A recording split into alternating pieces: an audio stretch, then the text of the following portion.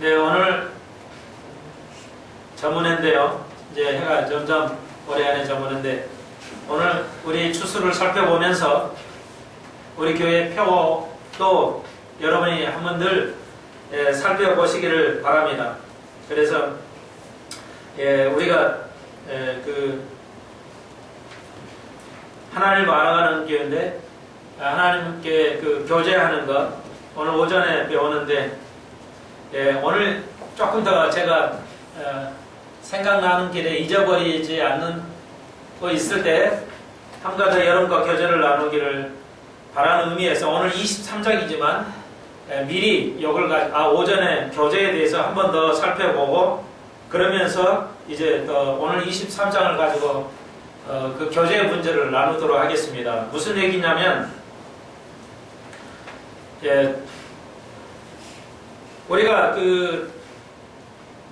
다시 한번 오늘 오후 시간에 또 인터넷을 통해 듣는 분을 위해서 또 한번 말씀을 드리면 마태복음을 통해서 우리에게 주시는 예수님께서 주시는 말씀 주여 주여 하는 자마다 천국에 들어갈 것이 주의 말씀대로 행하는 자가 천국에 갈 것인데 결코 하나님의 역사 일을 하고 온 목사님 요즘 말라고 하는 목사님들에게 성도들에게 주님께서 내가 결코 너를 알지 못한다는 말씀은 히브리 말에 그건 히브리의 용어라고 그러죠. 이디옴이라고 그러는데 영어로는 관용어로 쓰는 말. 영어로는 컬로케이션이란 말인데 관용어예요. 평상시 쓰는 말이에요. 속어가 아니고 평상시 쓰는 말을 컬로케이션이라는 건데 그 말이에요. 그러니까 유대인들에게는 그게 뭐냐? 나하고 너하고 교제가 없었다 이거예요. 이거 굉장히 중요한 거예요. 그러니까 성경을 더 정확하게 알려면 그리스 유대인들의 개념, 히브리 개념을 이해를 해야 되는데 요즘 들어서 특별히 성경께서 그렇게 역사하기 때문에 제가 또 여러분과 함께 나누는 겁니다. 오늘 지금 여러분과 제가 교제하는 것이고 하나님과 우리가 지금 교제하는 건데 예배는 말이죠. 그렇게 넓게 생각을 좀 해보셔야 되겠습니다. 이건 정말 생명에 관한 것이기 때문에 그러면은 성경을 23장을 미리 오셨거나 오늘 마태복음 23장 전체 보면 외식하는 자의 서기관 바리새인에 관한 예수님의 최후의 통첩이죠. 오늘 그들이 예수님과 하나님과 교제를 나눈다고 생각을 했단 말이죠. 유대인 전체가 오늘 한국교회도 마찬가지예요. 우리 모두가 하나님을 보면 내가 정말 제대로 된 교제 기독교는 종교가 아니라 관계성이라고 그랬죠. 하나님과 나의 올바른 교제 관계가 이루어지냐는 것이죠. 그게 기독교의 핵심이라고 그랬죠. 이 핵심을 우리가 다시 한번 살펴봐야 될 것인데요. 종교는 인간이 하나님을 찾는 건데 기독교는 종교가 아니라고 그랬어요. 기독교는 뭐냐? 관계성이에요. 릴레이션십은 다른 말로 뭐냐? 이걸 다른 말로 하면 펠로우십이에요. 교제라고 얘기할 수가 있어요. 하나님과 나의 교제가 기독교지 어떤 그냥 정해진 틀에서 움직이는 것이 기독교가 아니라는 것이죠. 인간이 하나님을 향해서 찾아가는 것이 아니에요. 하나님께서 이미 우리에게 찾아오신 것이기 때문에 그분과 나에게 이건 창세기로 또 넘어가야 될 것인데요. 좀 좁혀서 제가 속이 좀 설교만 하면 급해서 패션이 있어가지고 열정이 있어가지고 먼저 생각나는 것부터 두서없이 하는데요. 괜찮아요. 순서를 안 해도 됩니다. 그러니까 바리새인들이 서기관 바리새인들이 성경만 연구한 바리새인들이 하나님과의 교제가 완벽하다고 생각을 했어요. 근데 예수님께서 십자가에 돌아가기 직전에 오늘 23장에서 바리새인과 서기관들에게 이 펠로십의 교제에 관하여서 아주 핵심적인 얘기를 해요. 아니더니요. 나는 너를 교제에 없었다고 말해버리는 거예요. 교제가 없었다는 거예요. 오늘 왜? 그들은 외식했기 때문에 그렇죠. 그러니까 하나님과 나의 교제에서 뭐가 있어요? 외식이라는 그들은 외식을 했어요. 그걸 이제 우리가 살펴볼 것인데요. 이렇게 중요한 거죠. 구원의 관계에 있다는 거죠. 마태복음에서 공부했듯이 말이죠. 그러면 봐요. 예를 들어서 바리새인 서기관들이 이런 거예요. 우리가 여러분이 사업을 해요. 여러분이 직장에서 상사와 또 부하 직원들하고 대화를 나눠요. 그리고 계약을 해요. 근데 여러 가지 일을 하고 이렇게 계약을 해요. 그러면 그게 펠로십이에요? 교제입니까? 교제 아니거든요. 그건 비즈니스거든요. 사업을 해서 비즈니스 하는 거지. 상사가 너 이렇게 해야 돼. 여기 오더 내렸어요. 그러면 부하 직원이 막 그 일을 해야 돼. 회의를 하고 같이 대화하고 막 밥 먹으면서 대화하고 펠로우십이에요? 아니거든요. 그것은 하나의 사업에 하는 과정으로서 이루어지는 거지 펠로우십이 아니에요. 우리가 대통령 앞에나 장관 앞에 나와서 하고 또 사장 아래고 뭐 하고 또 알고 그러면 우리가 그게 죄송합니다. 이 펠로우십을 워낙 많이 쓰는 건데 교제라는 또 여러분의 친구 이렇게 생각을 하기 때문에 좀 그 영어를 좀 써야 되니까 이해를 좀 하시고 교제나 펠로우십이에요. 우리말로 펠로우십. 그러니까 프렌드십 해도 돼요. 뭐 우정 그래도 돼요. 그게 우정이에요? 아니거든요. 아니죠. 그러니까 똑같은 거예요. 하나님 앞에 나와가지고 그냥 찬송하고 그냥 설교 듣고 그냥 가고 뭐 어느 날 나와도 좋아요. 뭐 횟수는 상관이 없어요. 뭐 그냥 노래하니까 노래하고 설교니까 설교 듣고 뭐 교인들하고 밥 먹고 그냥 얘기 나누고 뭐 그게 펠로우십이냐는 게 아니다는 거죠. 그게 진짜 믿음 생활 하는 것 같아요. 헌금도 하고 뭐 부자들은 막 몇백 천만 몇 천만 몇 억씩 그냥 헌금하니까 내가 좀 교인 같잖아요. 아니다는 거죠. 이게 굉장히 중요해요. 그래서 이걸 애초에 제가 믿음 공부할 때 이걸 깨달았기 때문에 한 건 알아가는 건데 펠로우십이 중요하다는 거죠. 봉사, 찬양, 기도 다 중요한데 펠로우십이 굉장히 중요하다는 것을 익히 우리가 제 목회 처음부터 스타트를 그렇게 했다는 것입니다. 그리고 말은 이해가 되는데 워낙 우리 한국이 그런 말을 안 쓰죠. 또 훈련이 안 돼 있기 때문에 개념이 없어요. 그래서 5년, 우리가 지금 7년 이렇게 해보니까 이제 와서 여러분이 어때요? 듣고 또 이렇게 같이 해보니까 이제 그래 하나님과 우리의 교제가 중요한데 그것이 어떻게 성취해 가는 거구나 하는 것을 이렇게 세월이 가면서 깨달아 가는 거죠. 그거 1, 2년에 막 목사가 말한다고 이렇게 되는 건 아니에요. 이론상으로는 그게 필요하지만 하면서 여러분이 이제 실제 피부로 이제 닿고 깨달아 가게 될 것입니다. 주무세요? 더 켜드릴까요? 자, 그러면은 이제 예를 들어 이런 게 펠로우십이 아니구나. 어떤 교회 제도에 의해서 행해지는 것이 펠로우십이 교제가 아니구나.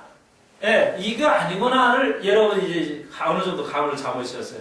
바리새인들이 그랬어요. 성경 뭐 많이 읽으니까 이게 공부하고 그러니까 이게 그런 거 하나님께 교제라고 생각을 했어요. 오늘 그 말이 나와서 이걸 그쪽으로 적용을 하겠어요. 초점을 마찬가지로. 야, 그래서 내가 하나님 말씀 가리키고 말이야. 내가 이런 일을 하잖아. 바리새인들이 서기가 뭐예요? 하나님께 가리키는 거예요. 이렇게 뭐 백성들에게. 근데 예수님께서 뭐였어요? 아니다. 너 그거 펠로우십 아니다는 거죠. 그 바리새인 너희들에 대해서 이제 굉장히 마지막에 충고, 아주 무서운 충고를 하게 되죠. 예.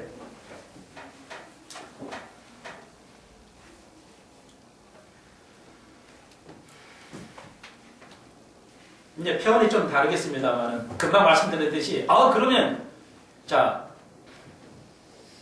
또 같은 얘기예요. 물어보겠어요. 전에도 한번 질문했죠. 가까운 시간에 언젠가 질문했죠. 다시 한번요.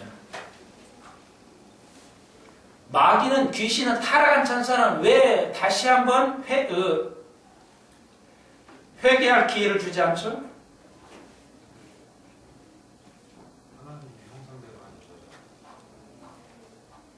예, 맞아요.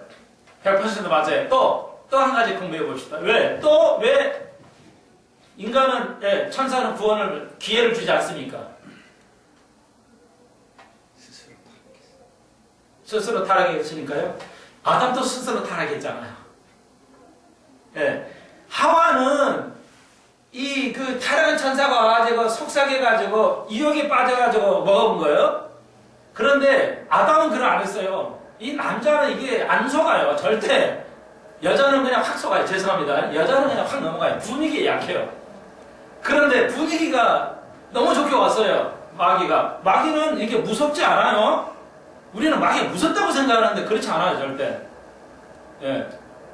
마귀가 우리를 무서워하는 겁니다. 사실은. 근데 우리가 마귀를 무서워해요. 아주 이게 참 죽겠어요. 제가. 예, 반대예요. 마귀는 예수를 무서워해요. 우리를 무서워한다고요.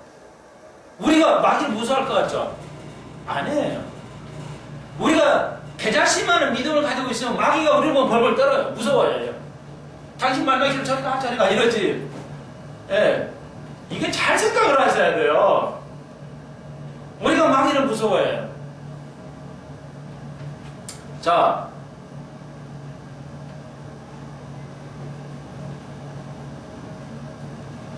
이 말에 지금 우리가 하나님의 형상으로 받고 마귀는 천사는 하나님의 형상으로 되지 안 받들었다는 거예요. 그럼 인간을 하나님의 형상으로 지었다는 것은 다른 말로 뭘 의미해요? 다른 말로 말하면 오늘 이 제가 우리가 교제라는 것 하고 연관해서 지금 질문을 하는 겁니다. 그래야 우리가 지금 초점을 맞출 수가 있으니까. 예. 지금 여러분은 말이죠. 죄송합니다. 죄송하지만 우리 한국에서 지금 이런 공부한 적이 없어요. 정말로 이건 제가 보장할 수 있어요. 하나님께서 우리 인간만을 하나님의 형상으로 지음을 받았다는 말은 다른 말로 말해서 뭐예요? 다시 말해서 천사는 한번 타락한 천사는 용서할 기회를 안 줘요. 그럼 이거 무슨 관계? 우리는 하나님의 형상으로 받은 거다고 천사는 하나님의 형상으로 지음을 받았지 않았어. 그러면 이거 무슨 관계가 있어요? 어떤 관계가 있어요? 그러니까 천사는 한 번 죄를 지으면은 용서받을 수 없는 존재고, 이게 사람은 형상으로 받았기 때문에 용서함을 받을 수가 있어요. 그렇죠? 그럼 이게 무슨 관계냐는 거예요. 어떤 관계가 있기 때문에 그래요. 이걸 알아야 여러분이 적용이 되고 믿음이 돼요. 우리 하나님 형상 받았어요. 이거 아는 것 가지고는 절대 믿음이 성장할 수 없어요. 문제는 제가 이 말씀드린 게 이해되죠? 아니, 세상 사람은 또, 그래. 인간은 이만 사람이 하나님을 만들었대잖아. 하나님의 모습으로. 다 알아요. 근데 그거 믿음 아니에요. 그거 믿음이 작동하려면 작동케 하는 걸 배워야 돼. 그거 우리가 적용이라고 그러죠. 이걸 제가 설명이 들었어요. 얼마 전에. 잊어버렸으니까 다시 복습하겠습니다. 자. 답이 굉장한데, 그거야, 이렇게 하시는데, 여러분, 나분도 생각하셨죠? 이거예요. 우리하고 하나님의 관계는 하나님의 형상으로 지었다는 것은 하나님과 우리하고 교제 나누기를 원한 겁니다. 하나님하고 천사는 교제의 대상이 아니에요! 이거 기가 막힌 얘기입니다, 지금. 내가 이 말하고 나도 내가 너무 대단한 사람 같아. 내가 이거 공부하고도 내가 이걸 알아가지고 내가 대단한 것 같아요. 이게 웃으면서 소리지만 말이죠. 자, 하나님의 형상으로 지음을 받았다는 의미는 이걸 적용하면은 우리가 하나님과 교제의 대상이에요. 교제의 대상이에요. 그래서 교제가 중요하다는 겁니다. 그래서 교제가 중요하다는 거예요. 신학적 근거를 여기서 드는 거예요. 성경에서. 천사가 하나님과 교제하는 게 아니에요. 그냥 명령하시고 이렇게 심부름하고 맨날 이런 거예요. 아까 상사하고 부하 직원은 교제가 아니에요. 야, 이거 해와. 그러면 이건 직장에 가서 하는 거. 그래서 힘든 거예요. 근데 교회 안에서는 하나님이 원하는 나라는 뭐예요? 그런 것이 아니에요. 바리새인같이 존경받아야 되고 지도자고 랍비고 이런 게 아니고 서로 섬기는 거예요. 그게 교제예요. 오늘 교회 목사가 커지면 어떻게 돼요? 섬김을 받으려고 그러잖아요. 내가 랍비다, 내가 지도자, 리더다 이거죠. 우리 교회는 뭐야? 리더를 쓰지 않아요. 왜? 여기 보십시오. 오늘 23장에도 너희를 지도자고 칭하지 받지 말라고 그러는 거예요. 그런 관계가 아니라는 거예요. 그건 교제가 아니라는 거예요. 그러니까 하나님께서 인간하고 교제 나누면서 야, 내가 말이야 하나님이잖아. 너를 만들었잖아. 이렇게 하고 교제 나눠요? 천사하고는 그런 관계예요. 그래서 교제가 안 되는 거예요. 그런데 인간은 뭐예요? 하나님 형상으로 지음받아서 교제이기 때문에 예수님께서, 하나님이신 예수님께서 인간의 모습으로 오신 거예요. 그래 같이 하는 거예요. 같이. 내가 더 높다 말이야. 내가 너를 만들었어. 이렇게 말하지 않았어요. 이해하셔요? 그것이 교제라는 말이에요. 그게 펠로우십이에요. 그렇게 돼야 돼요. 그러니까 상사와 직원이지만 상사가 직원에게 오다는 내리지만 뭐예요? 항상 그 좋은 일을 위해서 이렇게 따뜻하게 그와 어려운 일을 서로 마음을 나누고, 우리가 같은 일을 가지고 내가 여러분 리더가 아니라 헬퍼로서 내가 여러분을 돕는 자라고 하죠. 제가 여러분을 리더라고 하는 적이 없죠. 왜? 리더가 아니에요, 저는. 예수만이 리더예요. 예수만이 선생님이에요. 그러니까 내가 그 일을 돕는 거예요, 여러분에게. 예수니까, 하나님과 펠로우십을 잘 할 수 있도록 알려드리는 거예요. 목사는 그 기능만 하는 거예요. 그게 펠로우십, 교제라는 것이죠. 그러니까, 제가 인간이 죄를 지어도요, 계속, 하나님, 내가 잘못했어요. 이런 교제가 일어나는 거예요. 근데, 천사는 기계로 만들어놨거든요. 기계처럼 로봇으로. 그러니까 로봇 같이 만드니까 로봇가 작동을 안 해. 그냥 없애버리게. 지옥 보내버려. 교제가 이렇게 중요한 거예요. 교제를 좀 이해하시겠어요? 이 교제를 좀 여러분이 이해시키려고 힘으로 와닿게 하려고 근 7년 걸렸어요.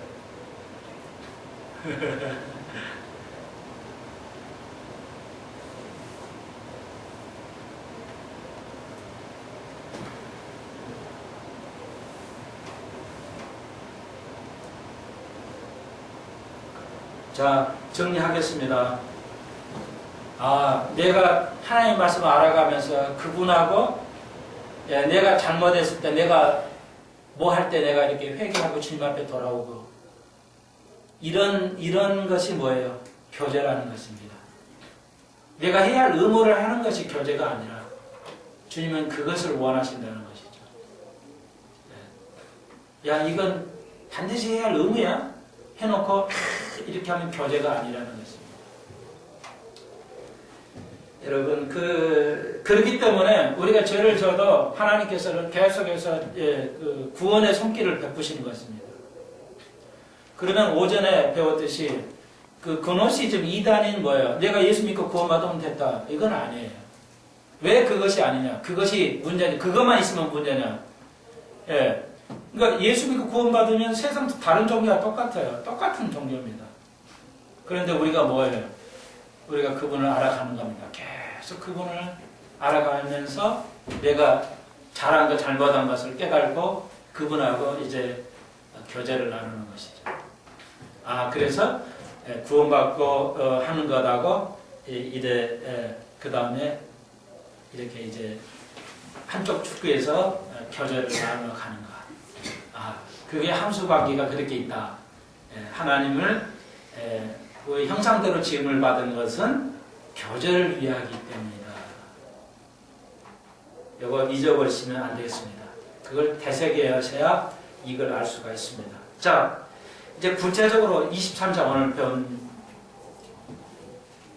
보시면 3절에 그러므로 무엇이든지 저희의 말하는 바는 행하고 지키되 저희 하는 행위는 본받지 말라. 저희는 말만 하고 행치 아니한다고 주님 말씀하셨어요. 자, 그래서 이게 이제 하나님의 교제가 잘못됐다는 겁니다. 이건 교제가 아니라는 것이죠. 이렇게 하면. 자, 외식하는 자들의 첫 모습을 13절에 되어 있지만 여기 23장 첫 절에서부터도 해당이 됩니다. 우리도 이럴 수 있잖아요. 정직감이 부족할 수 있어요. 바리새인들은 정직감이 부족했어요. 말은 맞아요. 좋은 말을 다 하는데 자기네 행위는 안 해요. 바리새인들이. 그게 오늘 정치인들의 모습이기도 하죠.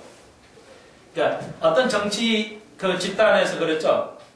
어떤 사람을 임명하려는데 뭐가 전력의 과거에 주소 변경을 거기다 해야 되는데 거기다 안 했어요.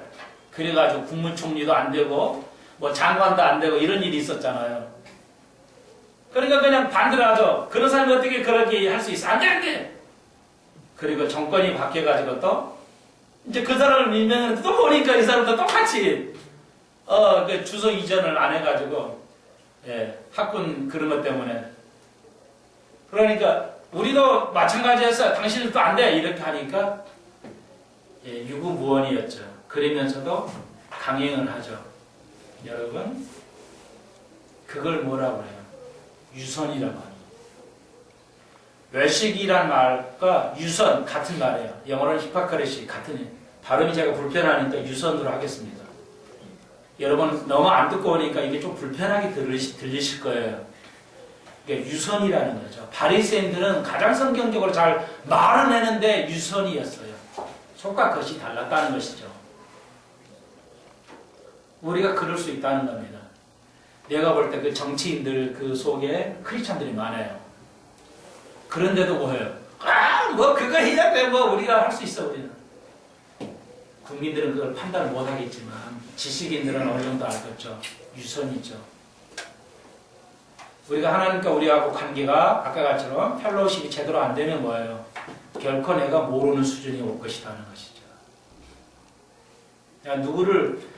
누구를 나무래라고 하는 게 아니에요. 그걸 깨달아야 크리스찬들이 구원받아요. 그래서 이런 걸 세상에서는 집단 지식이라고 해요. 하나의 조직체에서 그게 딱 결정되면 아무리 옳지 않은 것도 해야만 돼요. 그런 국회의원들은 구원받기 힘들 겁니다. 아니야 이게 잘못됐어 하고 말해야 되는데 그 안에서도 분명히 이건 잘못됐다 이건 아니라고 말해야 하지 않고 계속 그 조직에서 살아남으려고 아무 침묵하고 있으면 그것은 하나님하고 올바른 교제가 아니라는 것이죠. 구원받기 어려울 것이다. 저는 감히 여기 성경에 있는 그대로입니다. 물론 우리가 그럴 수 있어요. 우리가 이거 금요일날 공부했잖아요. 수요일날인가 했죠. 금요일날이었는가요? 네. 내가 공부 안 하고 자식들에게 공부하라고 하는 게 유선이라는 겁니다. 그러면 이제 나이 들어서 뭐 어떻게 해요? 뭐 공부 인정할 수도 없고 하지 마십시오. 그러면 제가 성경이 말하는 거예요. 그러면 당신은 그거에 대해서 말하지 말라는 거죠. 아이들에게. 예수님께서 친히 그 아이들을 이끌어 가실 것이라는 거죠. 해결책을 꼭 반드시 말씀드리자면 성경책을 읽으십시오. 성경을 열심히 읽고 아이에게 공부하라고 하면은 유선이 안 되겠죠. 근데 성경책을 공부를 안 하면서 아이들에게 공부 열심히 해야 돼. 나는 열심히 못했어. 그래서 공부를 잘 못했어. 근데 너희들한테는 잘해야 돼. 굉장히 멋있는 말이에요. 바리새인들이 이렇게 했다는 겁니다. 네가 바리새인들이야. 너희들은 말은 했는데 행동을 안 했잖아. 그러니까 네가 유선이라고 말할 수밖에 없잖아. 예수님 말하는 거예요. 오늘 우리가 그럴 수 있어요. 특히 목사들이 제일 유선할 수 있는 자리에 있어요. 무서운 얘기죠.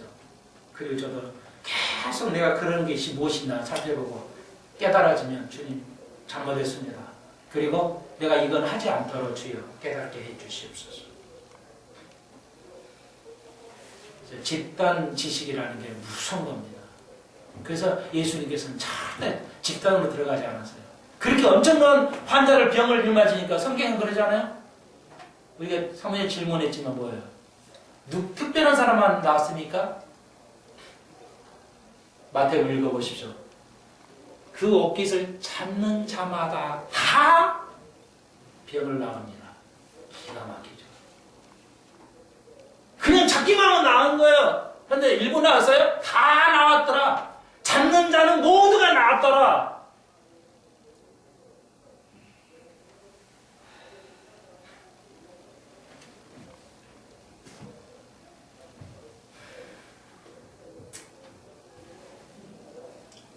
우리가 정직감감한 아이들에게, 교인들에게, 오늘 한국 지도자들이 국민에게 행했더라면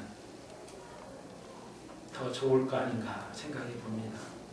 4절에 무거운 짐을 묶고 사람의 어깨에 지우되 자기는 손가락 하나도 까딱하지 아니하다. 바리새인들이 그랬어요. 오늘 지도자들에게 동정심이 없었다는 겁니다. 국민들에 대해서 애착을 가져야 되죠. 고통받는 이들에 대해서, 가난한 자들에 대해서. 오늘 미국의 그 TV를 보십시오. 가난한 자의 돌보지를 알아요. 그러니까 미국 사람들은 특히 뭐예요? 모든 건 자기 책임이지. 당신이 책임을 가지고 먹고 살아야지 왜 국가에 의지를 하냐는 거예요. 그게 미국 사람들의 지도자는 오늘날. 가난한 자를 안 도와줘요. 그건 지 책임이지. 지가 능력이 부족해서 못 사는 거지. 뭐 어떻게 하냐는 거예요. 전혀 틀린 말은 아니에요. 근데 가난한 자를 돌보아줘야 할 일이 국가의 책무거든요. 근데 미국 정치인들이 그렇게 생각을 안 해요.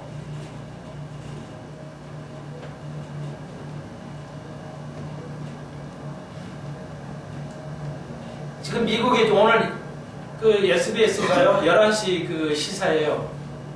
거기에 내가 꼭 오늘 보려고 그러는데요. 설교의 그 시대의 흐름을 봐야 때문에. 그래 미국 사람들이 지금 굶어 죽어가요. 아이들이 배고프다는데 그것만 못 사줘요. 지금 미국 그 일부지만요. 미국 그렇게 잘 사는 나라가 아이들 배고프다는 거 보고 엄마 아빠가 울고 있어요. 지금 무서운 시대입니다. 마지막 때는 지금 무서워져요. 5절 저희의 모든 행위를 사람에게 보이고자 하면 경문을 넓히고 옷을 크게 하고 그러니까 이렇게 막 이게 옷을 늘려요. 유대인들 아시죠? 빵모자 하나 딱 쓰고 이게 탈리트라는 뜻인데 그거 하나 딱 쓰고 옷을 그냥 끝에다 이거 입고 다녀요. 랍디들이 지금 다 나쁘게 보면 안 되는데요. 이제 이유가 있어요. 이게 그 탈리시트라는 그 빵모자 그거 하나만 말하지 않아요. 결혼식에 가도 그 탈리 밑에 가서 결혼식을 해요. 목사 랍비들도 다 그게 탈리시예요. 이게 조끼 우리식으로 조끼 이거 다 뜻이 있어요. 네, 이게 초막절에 초막절이고 그런 거 하나 뜻이 있어요. 이제 우리가 한번 공부하겠는데요. 바리새인들은 겸손이 부족했어요. 겸손.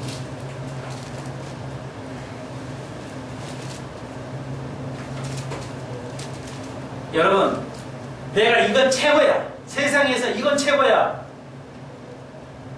세상 사람은 내가 최고가 되기를 원하잖아요. 좋은 얘기예요. 5절에서 바리새인들은 겸손이 부족했어요. 여러분, 조금 이야기가 좀 어려울 것 같기도 한데요. 자, 제일 먼저 성경의 나라가 제국이 뭐예요? 바벨론이었죠. 바벨론을 무너뜨린 나라가 어디예요? 자, 다니엘서 공부하겠어요? 바벨론이 제국주의였어요. 그 다음에 바벨론을 누가 무너뜨렸어요? 어느 나라가? 메데 페르시아, 메데 바사라고 했죠. 바사는 페르시아를 요즘 우리 성경이 바사라고 했어요. 메데 페르시아, 페르시아 국가 아시죠? 그 다음에 메데 페르시아는 누가 무너뜨렸어요? 페르시아는 누가 무너뜨렸어요?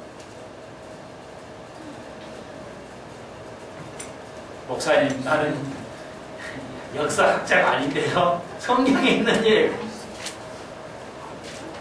저는 성경만 가지고도 이렇게 얘기를 해요. 성경만 가지고. 세상에 사람의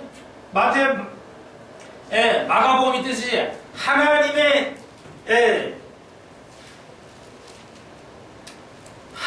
사람의 계명으로 제가 설교 안 합니다. 하나님의 것만 가지고 설교합니다. 자, 메데페사는 헬라, 그리스가 알렉산더 대왕이 세계를 제패하면서 무너뜨렸죠.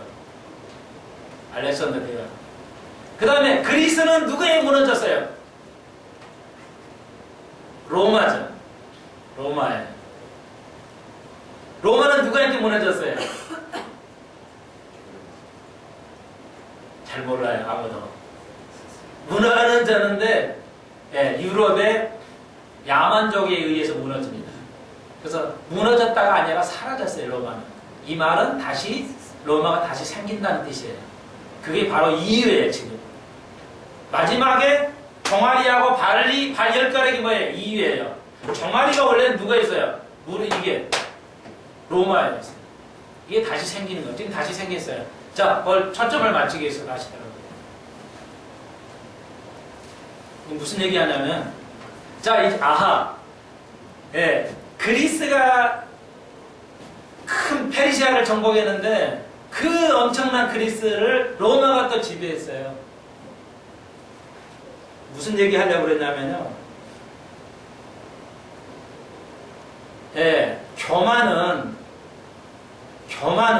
열등감에 의해서 비롯됐다는 얘기를 제가 하고 싶어서 그래요. 이걸 우리가 알아야 돼요. 이걸 무슨 얘기냐면 겸손해야 되는데 교만해요. 내가 뭐 가지고 있어서 교만해요. 내가 이만한데 말이야. 이런 사람을 내가 얻어야지. 내가 이만한 사업을 하고 이만한 내가 스타일인데 말이야. 이러면서 교만해요. 근데 성경에서 바라보는 교만은 뭐냐? 그건 열등감에서 생긴다는 거예요. 그럼 어떻게 열등감이 교만해요?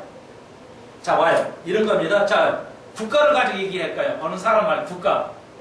그러니까, 예, 로마가 왜 그리스를 정복할 수 있었냐는 말이죠.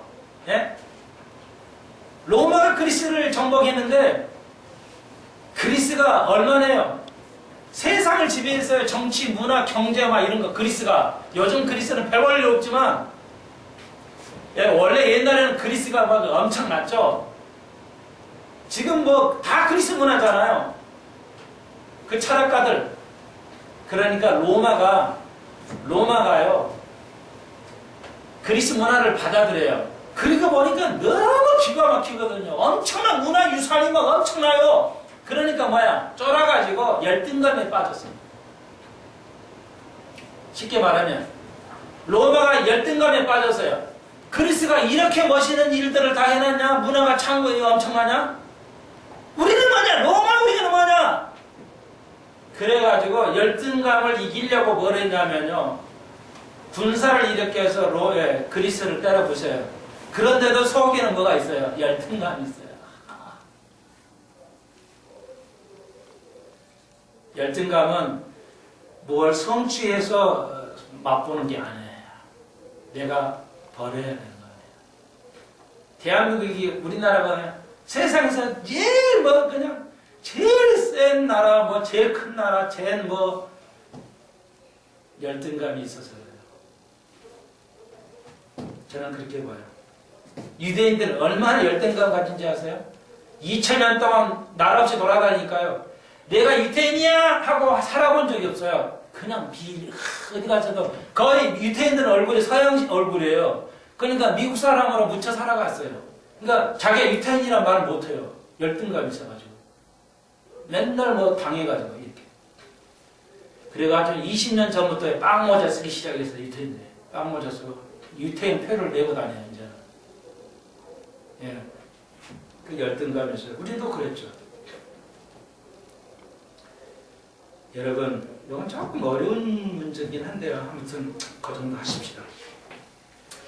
자, 그 주님께서 12절로 뛰어내려가 봅시다. 누구든지 자기를 높이는 자는 낮아지고 날개를 낮추는 자는 높아진다. 질 것이다. 언제요? 현실에서도 그러겠지만 천년왕국 때 완성이 된다. 천년왕국이 없이 이게 가능하겠어요? 예? 천국은 예수만 믿고 가는 거예요? 그게 아까 근원 시점이라고 하죠. 예수만 믿고 가는 것이면 만족하면 이게 정말 이게 무슨 필요가 있어요?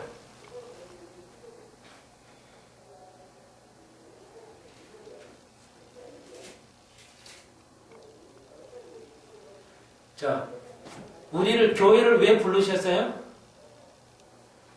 에베소를 통해서 우리가 배웠죠. 교회를 왜 부르셨어요? 자, 이스라엘 사람을 왜 부르셨다고 그랬죠? 이스라엘 사람을 부른 이유가 뭐예요?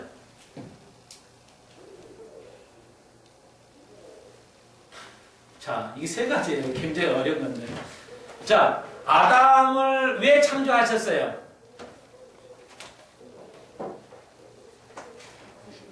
네? 아담을 왜 창조하셨냐고 하나님께서. 이렇게 또 생뚱맞는 질문하시면 잘 대답이 안 나와 진짜. 에? 보시라고. 에? 하나님을 보고 기뻐하시고. 아 그래 맞아요. 100% 맞는 말이에요. 또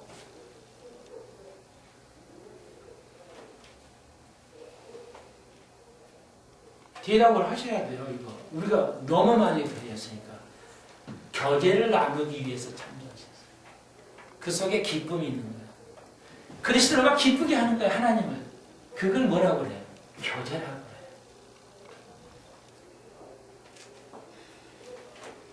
아담을, 인간을 창조하신 이유가 뭐냐면 그분이 교제를 나누기 위해서. 천사가 교제를 나누기 가능하면 인간 창조 안 하실 수 있었을 거예요. 나는 개인적으로 그렇게 생각을 해요. 그런데 얼마나 세월이 몇만 년을 지난지는 모르지만 천사가 있었어요. 하나님 창조물이에요. 엄청난 만을 창조하셨어요.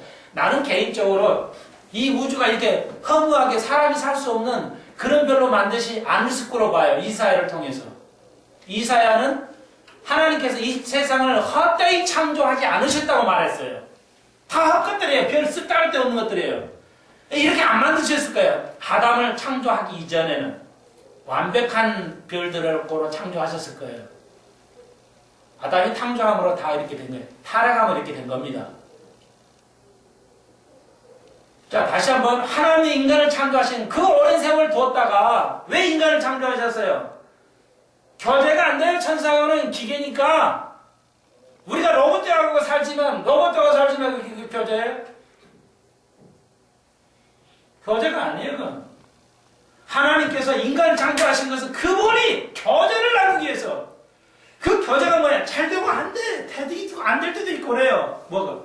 그걸 통해서 교제가 이루어지는 거지. 기계는 뭐 실수가 없어요. 하는 대로 그냥 움직이는 거. 우리 인간을 로봇으로 같이 만드시지 않았어요. 교제를 원하시기 때문에. 자, 그렇게 정리를 하셔야 돼요. 두 번째.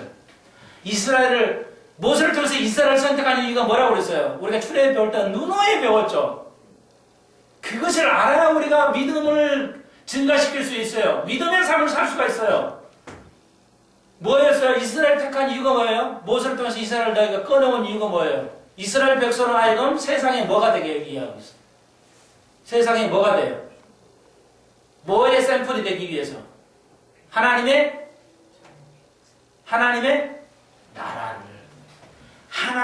나라의 샘플로 보여주는 거예요. 이스라엘에 보면 하나님을 알게 하기 위해서 교회를 예비소서 1장 통해서 교회를 시간 없지만 한 번만 해봅시다. 찾아보세요. 예비소서 1장. 예비소서 1장이 다 있어요. 그러면 교회를 하나님께서 창조하신 이유가 우리를 불러주신 이유가 뭐예요? 우리를 택하신 이유가 뭐예요? 에베소 1장에 보니까 뭐예요?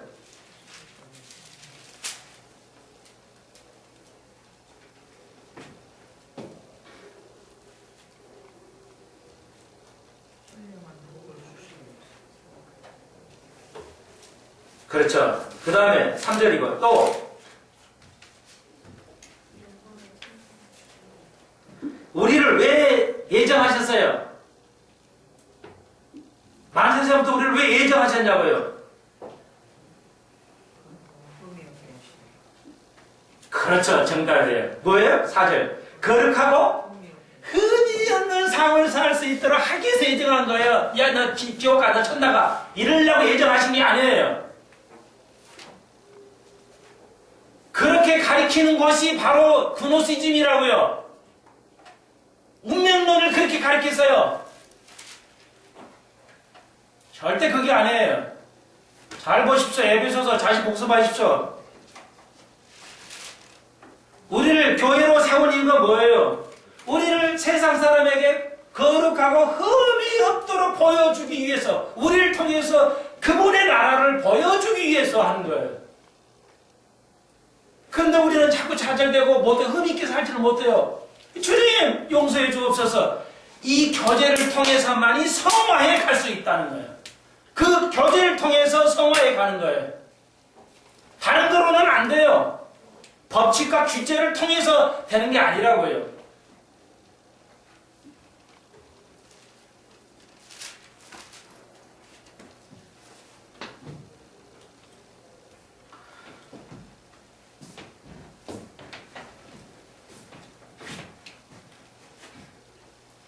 오늘 하나만 더 하고 23장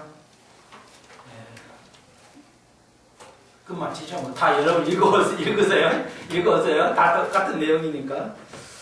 그래서 13절로부터 끝절까지는 8개의 저주가 있는데, 자 여기 보십시오. 12절 제가 결론을 짓겠어요. 자, 자기를 낮추는 자. 이게 청목사가요, 워낙 큰 세계사고 엄청 칼빈 같은 경우는 한 사람이 딱 자기 때 그냥 하고 말아버렸지만 50년 후에 칼빈이 그 교리가 생기거든요. 근데 청목사 같은 경우는 자기가 직접 교회를 세워서 전 세계 교회가 됐잖아요. 그러니까 엄청나죠, 그 위상이. 근데 나도 모르서 높아져 버릴 수 있잖아요. 알아요. 근데 이분이 분명히 얘기해요. 내가 그리스도의 심판에 서는 날 나는 제일 뒤에 있을 것이다. 내가 너무 존경받잖아. 내가 지도자가 돼버렸잖아. 나는 모든 사람 앞에 보이는 사람이고 앞에 서는 사람이기 때문에 알아요. 자기가 상을 받기 위해서 자꾸 낮아져요. 자기를 버립니다. 그러니까 리더란 말도 전혀 안 쓰고요. 돕는 자로서 자기를 낮추는 쪽으로 계속 가려고 그러죠. 내가 하늘나라에 있을 때, 보좌에 있을 때 우리의 장로님들, 우리의 집사님들이 제일 앞에 쓸 것이다. 책을 나를 찾을 것인데 나는 제일 뒤에 있을 것이다. 이 땅에서 성공한 스타 되시면 대부분 천년왕국 때 가장, 여러분 판단하십시오. 내가 이 땅에서 높아질 사람으로 살아갈 거냐, 100년 안에, 1000년에 살면서 내가 높은 사람이 될 거냐. 그것이 없다면 목사할 필요 없어요. 우리가 이렇게 흠도 없고 거룩하게 살 필요도 없어요. 지옥 천당 가면 되니까. 그게 근호시즘이라는 거예요. 나 이렇게 안 살아도 돼요. 내가 사고 싶은 데 살아도 되고 천국 가면 되잖아. 예수 믿으면 천국 간다며. 그게 근호시즘이에요. 한국교회가 그걸 몰라요. 근데 이상하게 같아 보니까 같아요, 내용이. 그런데 우리 진리는 다른 축이 있었다는 거죠. 두 바퀴 축이 있다는 거예요. 구원받는 게 아니라 성화대에 가는 것. 받은 걸로 끝난 것이 성경에 하나도 없어요. 예수 믿고 구원받아서 됐다 이렇게 말하는 구원이 하나도 없어요. 너의 구원을 완성히 가라고 말했지. 구원 끝났어. 이제 너는 마음 편하게 살아. 이렇게 성경은 말하지 않는다는 거예요. 결코 성화의 길을 가야 된다는 거죠. 네, 오늘 우리는 한국 사회 지도자들이 해야 할 게 뭐야? 낮아져야 돼요. 낮아져야 돼요. 자기를 세우는 것은 자기 이름을 드러내면 안 돼요. 그래서 예수님께서 오늘 오전에 마가복음이 뭐예요? 그들을 둘씩 보내시고 귀신을 쫓아낸 방주가 하셨죠. 근데 돌아와서 뭐라고 그랬어요? 예수님께서 아무 말이 없어요. 예수님 이름만 드러났다고 그랬어요. 예수님의 이름만. 그들이 귀신을 물리치고 하는데요, 물리쳤다고만 마가가 딱 기록해버려요. 누구를 얼마나 교회를 성장하고 이름을 내세웠다 말이 없어요. 그게 진짜입니다. 근데 오늘날 교회들이 어때요? 귀신 하나 쫓아냈다면 두고두고 10년 써먹어요.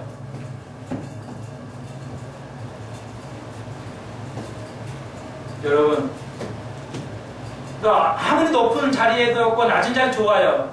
항상 낮은 자리에서 사역을 해야 돼요. 그 자가 천국에서 제일 앞에 설 것이라는 거죠. 이게 선택을 하는 겁니다. 기독교는 선택의 종교입니다. 이렇게 하면 상을 받고 이렇게 하면 상을 안 받는 거 선택하는 거예요.